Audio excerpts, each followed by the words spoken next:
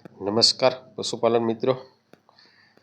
આજે એવું લાગ્યું કે ફિલ્ડની અંદર કેવી રીતે આપણે કામ કરીએ એ બધું વિડીયો એક બનાવીને પશુપાલન મિત્રોને દર્શક મિત્રોને બતાવીએ કે અમારું કામ ફિલ્ડની અંદર કેવી રીતે અમે કરીએ।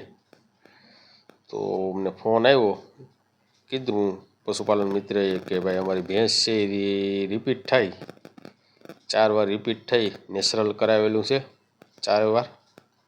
1.5 વર્ષનો સમયગાળો થઈ ગયો। 1.5 વર્ષના સમયગાળાની અંદર કન્સીવ નથી કર્યું, એટલે અમે આવ્યા એટલે ચેક કરી ભેંસની અંદર બચ્ચાદાનીની અંદર ઇન્ફેક્શન છે। આપણે વાત કરી, કીધું ભાઈ ગાભ ના રાખે, આની અંદર ઇન્ટ્રાયુટ્રાઇન આયુ મૂકવું પડે, દવા છોડવી પડે। પશુપાલન મિત્રોને કહેવાનું એવું છે કે જે ટ્રીટમેન્ટ કરવી પડે તે કરો। હવે ફરીવાર જ્યારે હીટમાં આવે ત્યારે આપણે એને ગાભ રાખી લે એવું કરવાનું છે। એટલે આપણે એને વિશ્વાસ આપ્યો કે નેક્સ્ટ ટાઈમ જ્યારે હીટમાં આવશે ત્યારે આપણે એને કન્સીવ કરાવી દઈશું।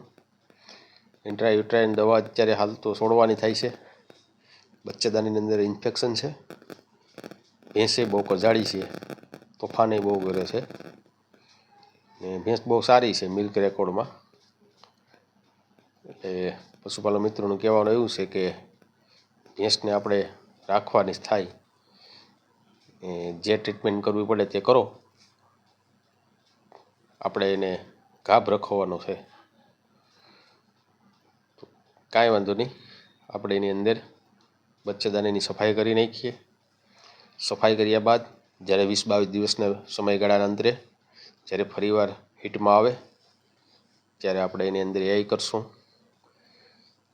ને જ્યારે 2 મહિના પછી એનું પીડી કરવાનું થશે, 60 દિવસ પછી, ત્યારે એની પીડી કરીને 100% રિઝલ્ટ આપશું।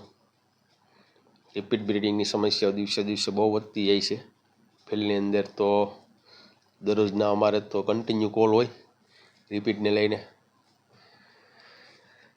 બહુ મુશ્કેલી પડે અત્યારે પશુપાલન મિત્રોને દૂધ ઉત્પાદનની અંદર રિપીટની સમસ્યાને લઈને। ભેંસે બહુ કજાડી છે, અત્યારે કમ્પ્લેટ એની અંદર આયુ આપણે મૂક્યું। હવે જ્યારે નેક્સ્ટ ટાઈમ હીટમાં આવશે ત્યારે આપણે એને એઆઈ કરવાનું છે। એઆઈ કરીને 60 દિવસનું પીડી કરી ને પીડી સાથે એક વિડીયો તમારા સુધી અમે દર્શાવશું। મિત્રો, રિપીટને લઈને કોઈ સમસ્યા હોય તો સ્ક્રીન ઉપર નંબર આપેલા જ છે, અમારો કોન્ટેક કરજો, આપણે 100% રિઝલ્ટ આપશું।